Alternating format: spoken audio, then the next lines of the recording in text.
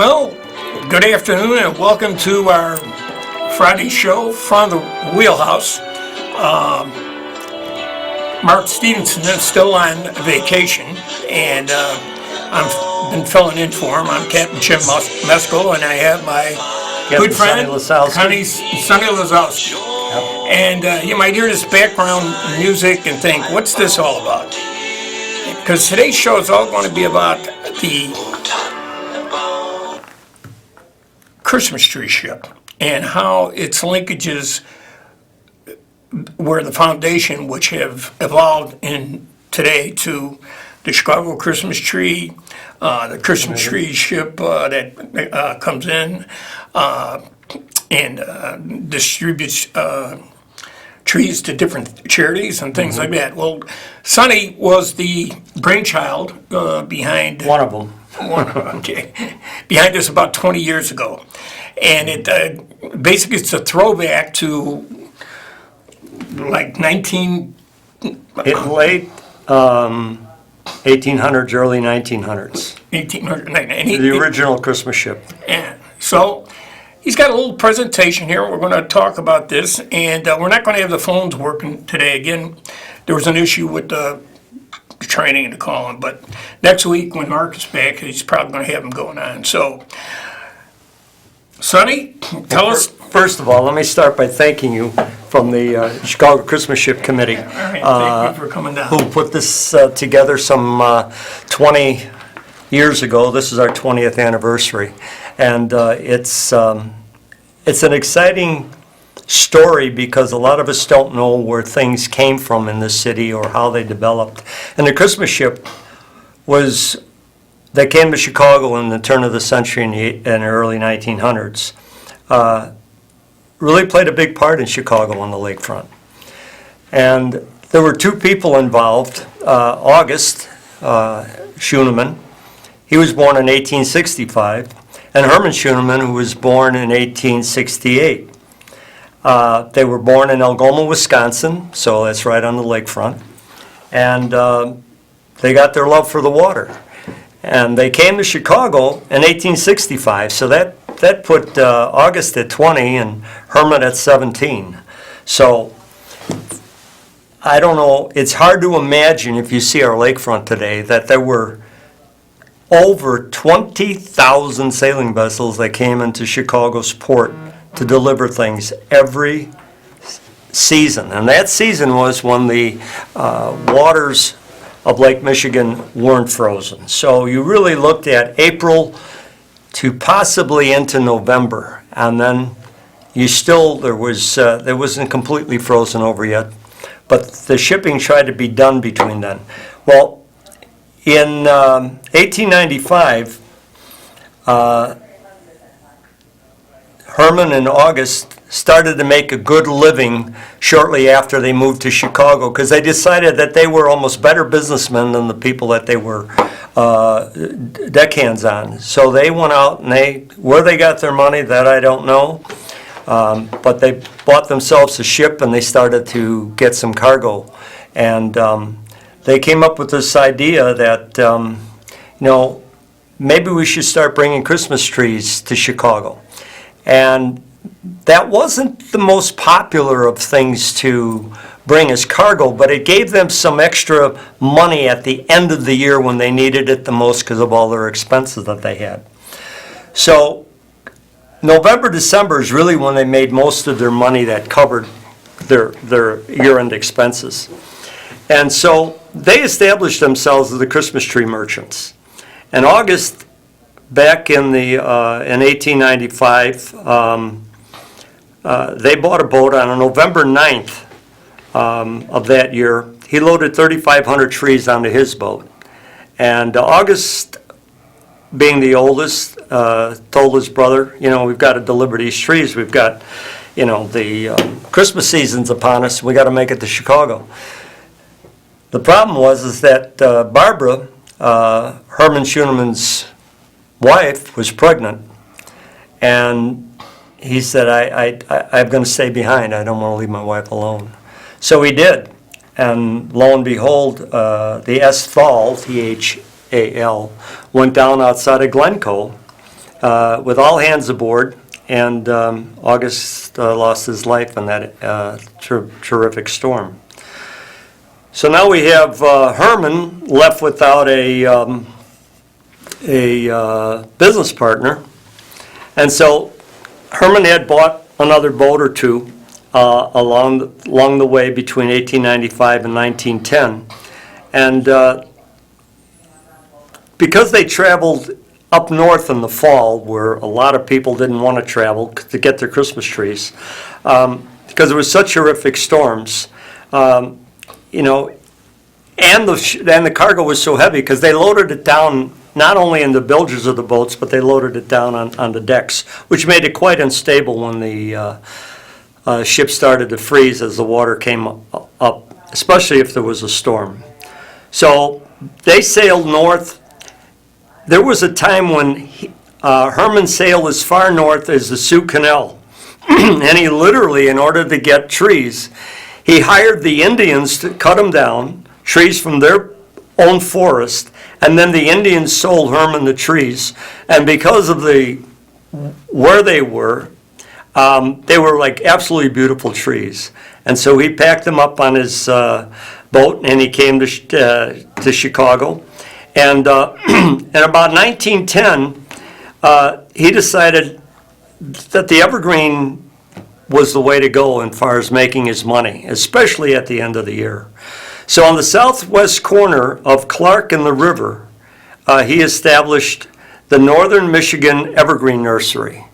And with that, he would bring his boat up to the wall of the river, and he would sell the trees from that. And at the end of the year, for selling the trees, he could establish himself with a little bit of wealth. In those days, $3,000, which was an awful lot of money. And so Herman had to make this trip in the fall to cover his expenses almost yearly, because at the end of the year it was terrible. And as he did this, he realized that more and more people were coming down to the docks to get his goods, his trees. And so he would strap a Christmas tree to the top of his mast. So everybody watching the ships come in, because there were a lot of them out there, that Herman Schuneman's boat was coming in with Christmas trees aboard. And he lost another ship during that period of time, and then he also almost lost a third ship besides the one his brothers sunk in. So during that time, Herman went and decided to purchase a boat that came up for sale. It was called the Rouse Simmons. It was 124 feet long and 26 feet wide, which was an extensive size for a cargo ship. And he had two crewmen. Maybe you could show the picture of Herman and the crew. You'll see Herman in the middle and his two crewmen after they had docked their boat at the Clark Street Bridge, where they would sell their trees from. Now, as time went on, because his wife would come down and meet him with his three daughters, they would be in the bilge of the boat from whatever broken branches were there left behind, and create wreaths for the people to buy. So the interesting thing about the boat that he purchased, the Rouse Simmons, if Simmons sounds a little familiar to you, it was the boat that was built in 1868 by the Simmons mattress family. That's how they brought the cotton and things down to Chicago, where they would fabricate their mattresses. Now, people would think that Rouse is maybe the president or the CEO of the Simmons mattress family, but in essence, it was hard to establish credit and money, and that mattress organization or company didn't seem like it was the most profitable thing. So they had trouble getting money. So there was a grocer in town that said, you know what, I'll help you finance your boat, but I want my name on the back. And that's how we got the Rouse Simmons, because that grocer's name was Rouse. Now, and he was the one that orchestrated and put together with what finances he had from his grocery business, as well as the, to help Herman, or the Simmons family build this boat. Now, that's a picture, actual picture that was just on the screen of the Rouse Simmons, and that picture was taken just as he was leaving the Michigan border up in northern Michigan on his trip to Chicago.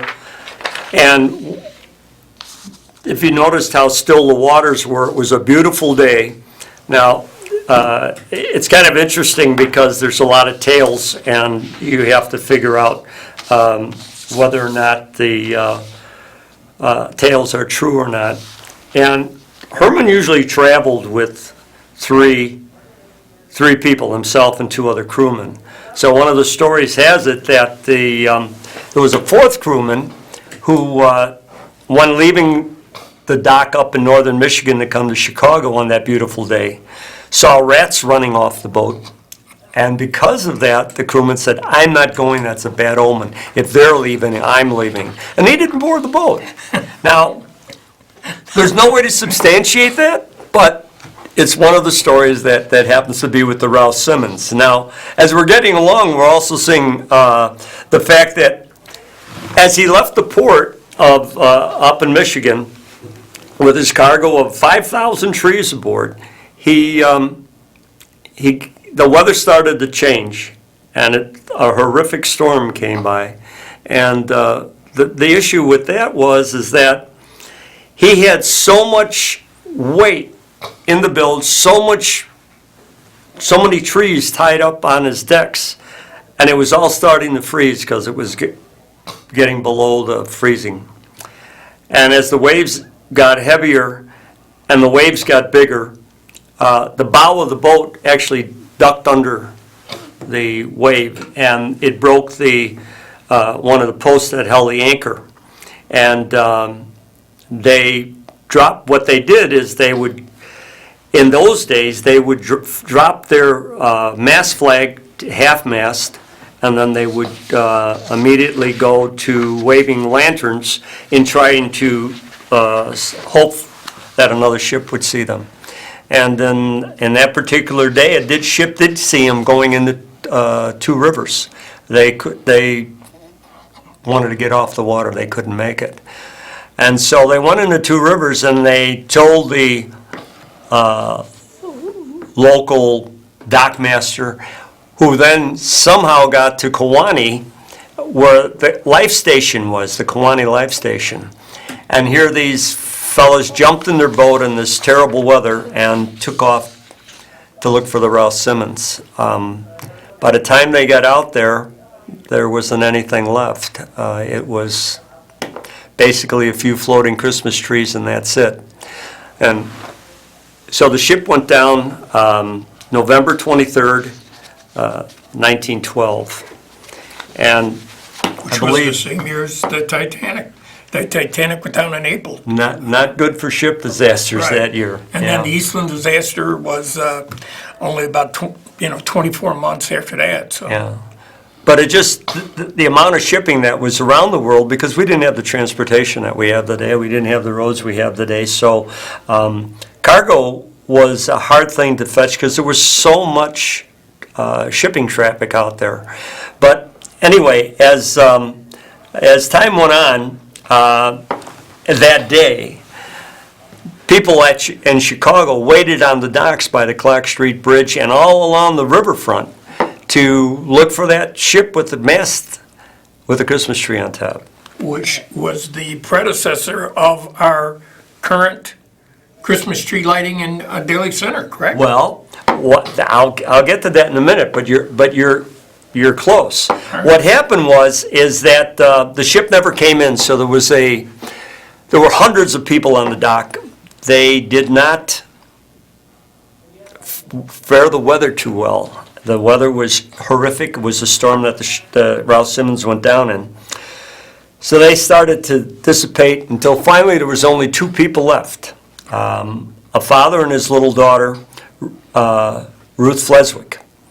And his father finally said to his daughter, "We've got to go. This is terrible. Everybody's gone." And she basically coined the phrase that we use in our Chicago's Christmas ship: "Without a Christmas tree, there is no Christmas." And that's what she screamed all the way home.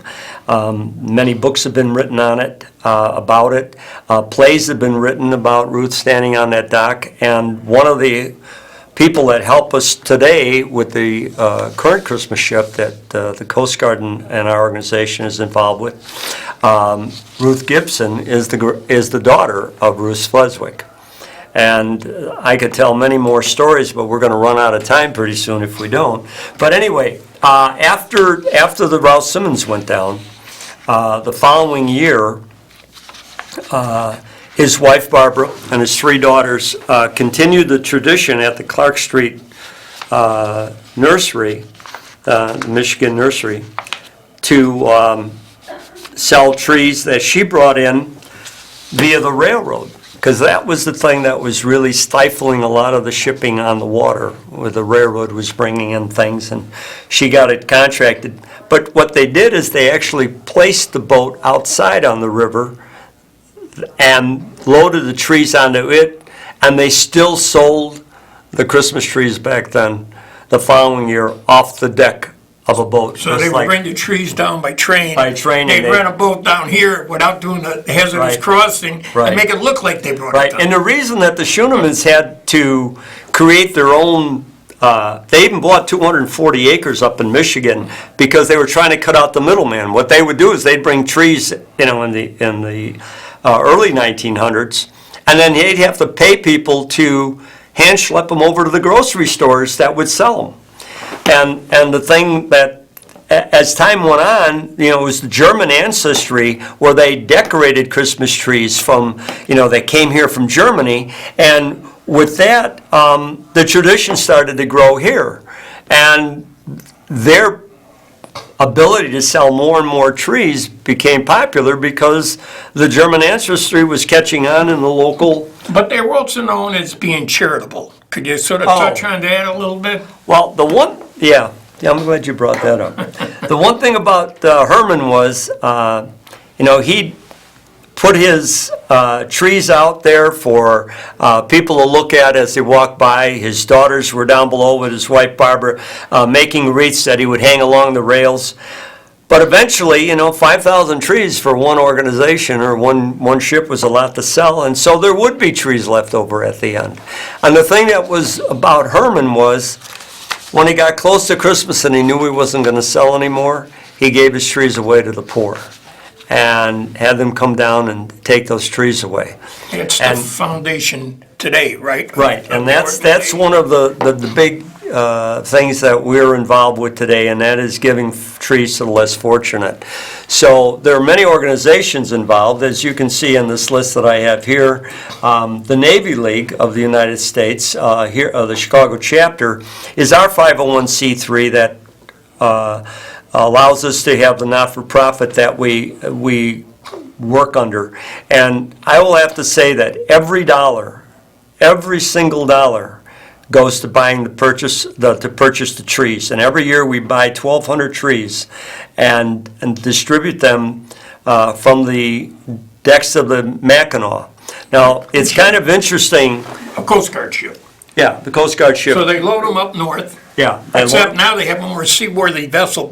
Right, much more seaworthy vessel. Okay. Well, the other thing is that, as I said, the Kewanee Life Saving Service was the one that went out to try to find the Ralph Simmons. Well, that Life Saving Service and the other life saving services around the country became the United States Coast Guard. So And these were dedicated, manly men, no motor, in a That's Boston Whaler, Right. rowing, and they would go out in these terrible seas. Boston Whaler would love to hear you say that because it wasn't a Boston Oh, Whaler. whatever. It looked like a Boston Whaler. Sure. But these guys, they had Guts. nuts. Guts. That's all I can say. And it's the same thing our Coast Guard has, is guts.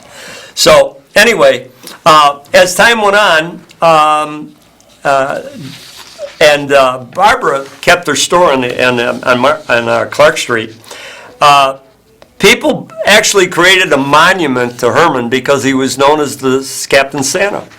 And that was for many, many years. And he brought the trees to Chicago. So at Clark Street, someone went out and bought, or cut down, because there was forest around here, a gigantic tree that they brought in by cart and established it out in front of her store and decorated it. And they did that year after year until the city finally decided, we're going to do that for you because we're bringing a lot of trade and business, because it's all about the business, to Chicago. And that tradition is what you now see in front of the Daily Center when they light that big 200-foot tree or 150-foot tree. It's amazing. So it's all due to Captain Santa and the Ralph Simmons and the tradition. Now here we have the Mackinac has come into Chicago, and we established in 1999, we only through conversation on the deck of the Mackinac with a bunch of mariners, which we are, as you see us in our uniform, and we decided to do something and hopefully have the Coast Guard be involved because of the great connection and have them be the Christmas ship. And it took a couple of years to really establish it to where it is today, but because the first 3 years the Coast Guard did not bring the trees on it. And then as the captains change every couple of years, the next in line captain said, no, we're going to bring them down on our decks. And that started bringing them down on the decks. And the first year we were able to, in 1999, from the Mack race on the deck of the Mackinac, with a conversation starting in June, actually the Mack's in July, we established Chicago Christmas Ship, and were able to just fundraise enough to buy 500 Christmas trees. And the following year, we brought in 1,500 on trailer and truck, 2 trailer trucks actually. And then the following year, we did the same thing. And then when the captain of the Mack that year said, no, I'm bringing them down, found a grower up north, and we've used him ever since, and a fantastic guy. Now, what you're seeing is, happens to be Amy Kokenauer from Sector. And she got an award from us, as many of the captains and people who have come and endured the wonderful experience of what we do with the Chicago Christmas Ship, and that's to get less fortunate families their Christmas trees. It's amazing. I remember the first time we were in, you'll see later on, the green room, that all the guest speakers for the day of the event get in there, because it's usually pretty darn cold. And we start offloading trees when the Mack comes in. After, naturally, we have a reception, as you saw earlier in the photos, with the there may be a choir, it may be a drum band, which you saw there, a drum corps, and various schools come along and try to help participate in this wonderful event. As you can see in this particular photo, this year they were stacking them on shore prior to the kids getting there, because that captain happened to tell the crew that as soon as you get the ship unloaded, you can go do your thing. And so they started stacking them on shore. But typically what you see here is 300 to 350 kids from groups all over the Midwest that line up to put the trees in the trucks of the designated organizations. And we started with Red Cross, United Way, and then eventually we use Ada McKinley now, which is a local organization who works with organizations of less fortunate families all throughout the Chicagoland area. So here you see the stage of, and the cadets, which surround the back of the stage with the Christmas ship in the background. And that becomes our background. You can see here the kids unloading the trees, and then they stop while the program starts. And the program is the captain of the ship and a few other officers, whoever we invite, and that come. This is Rick Rennick. He's our MC, who's been our MC from the very beginning. As you can see, our medallion on the podium in front with a lot of the kids from behind. And then we have the showing of the colors. And what I'd like to do is tell you that there's a couple of things coming up Right. that we need to show here. I think the dates of our programs. November 22nd is our fundraising cruise. It's $25 for adults, $10 for children. It takes place at Michigan and the river on one of the architectural boats. And we start boarding about 5 o'clock, and we take them on a cruise down the river, and that's when the fireworks go off and the lighting of Michigan Avenue happens. The actual day of the ship coming in is December 6th. That's when the ship comes in, and we have a VIP party that night. This being our 20th year, all the past ship captains, admirals from the United States Coast Guard will be in attendance. They can't wait to get back here to Chicago. And then the final day is the unloading of the ship, which takes place for the 1,200 trees on the 7th. Now, Captain Sonny, if people wanted to take advantage of some of these Yeah. events, how do they go about doing that? Well, number one, you can go on the website at christmasship.org, and all the information is there, including a lot of what I told you about, and even more ways of donating and doing what you can in order for you to come to that VIP event. That's possible.